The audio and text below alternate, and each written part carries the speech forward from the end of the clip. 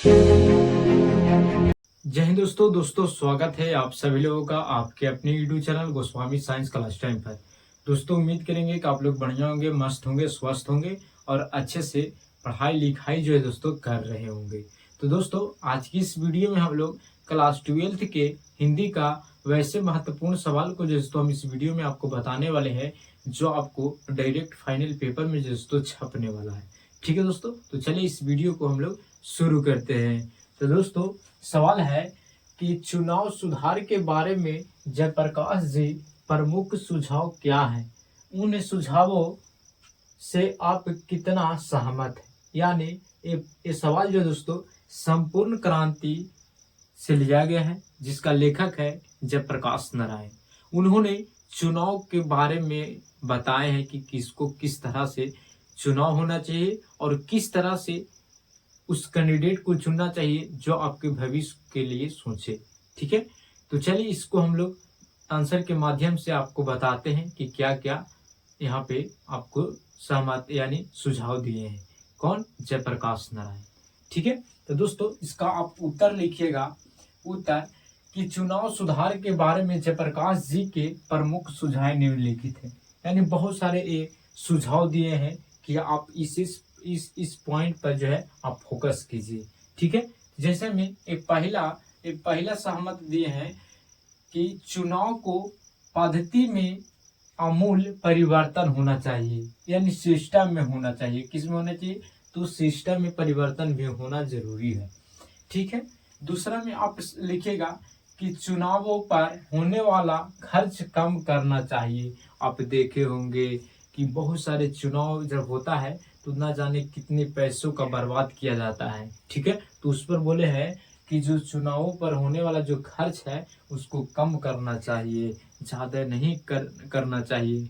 आप देखे होंगे जब मुखिया का भी नॉमिनेशन होता है तो उसमें भी लगता है कि बड़ी सारा गाड़ी लेके जाते हैं, यानी विधायक के रोल में जाता है। ठीक है, तो इसको जो दोस्तों चुनावों पर होने वाला जो खर्च है उसको कम करना चाहिए। ठीक है, तीसरा है कि गरीब उम्मीदवारों के चुनाव में भाग लेने का प्रयास करना चाहिए। यानी जैसे कि जो चुनाव में कौन खड़ा होते हैं, तो चुनाव में वही खड़ा होते हैं जो अमीर वर्ग के लोग होते हैं। ठीक है, लेकिन जो कह रहे हैं जयप्रकाश नारायण, इन्होंने कह रहे हैं कि जो गरीब उम्मीदवार होते हैं उनको भी चुनाव लड़ने का प्रयास करना चाहिए।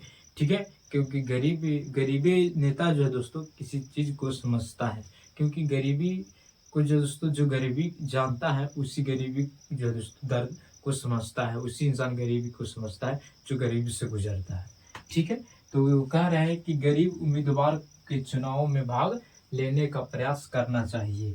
चौथा है कि मतदान के मतलब होता है वोट डालना। मतदान प्रक्रिया स्वच्छ और स्वतंत्र होना चाहिए। यानी आज के जमाना में क्या है कि वोट जो है दोस्तों पैसा से जो है खरीदा जा रहा है, लेकिन वैसा नहीं होना चाहिए। जो मतदान होना चाहिए वो स्वच्छ होना चाहिए और स्वतंत्र होना चाहिए कि आप जो आपके दिल में है उसको आप वोट दीजिए, इसके लिए आप आजाद हैं। ठीक है, और स्वच्छ को चुनना चाहिए, बहुत अच्छे रहे। ठीक है, सीधा सीधी। पांचवा में बताए हैं कि उम्मीदवारों के चयन में मतदाताओं का हाथ वास्तव में हो। यानी आप चुनिए, आप एक मत उसको दीजिए जो आपको जब वोट उसको दीजिएगा तो आपके मत में हो, आपके नियत में हो कि नहीं हमको जो दुख है उस दुख को अगर उसको हम बताएंगे तो हमको दुख का निवारण कर पाए। ठीक है, तो दोस्तों इस प्रकार से जो है दोस्तों जयप्रकाश नारायण ने इतने बहुत सारे चुनाव सुधार के बारे में सुझाव दिए हैं। ठीक है, तो ऐसे सवाल आएंगे तो आप पॉइंट मार के अपने शब्दों में लिखिएगा, तो जो है दोस्तों आपको एग्जामिनर पूरा नंबर देगा, एक भी नंबर जो दोस्तों नहीं काटेगा।